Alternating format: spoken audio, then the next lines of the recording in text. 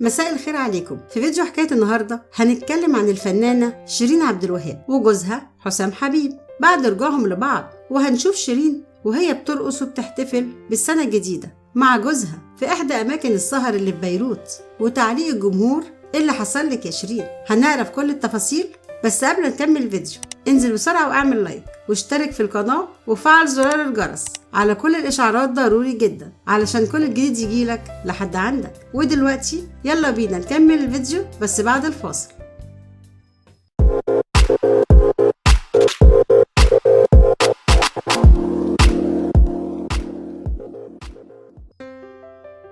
من ساعة ما رجعت شيرين عبد الوهاب لطليقها وجوزها السابق حسام حبيب، وده كان في نص الشهر اللي فات تقريبا، وانتشر فيديو كاتب كتابهم للمرة التانية في كل مواقع التواصل الاجتماعي. من وقتها اختفت شيرين عبد الوهاب وحسام حبيب عن الظهور في الإعلام خالص، ومحدش بقى يتكلم عنهم لغاية لما انتشر فيديو جديد من ساعات قليلة للفنانة شيرين عبد الوهاب مع جوزها حسام حبيب أثناء وجودهم في بيروت واحتفالهم بالسنة الجديدة. وظهرت شيرين في الفيديو وهي بترقص بطريقة هستيرية في أحد أماكن السهر في بيروت، وكان جوزها حسام حبيب قاعد جنبها.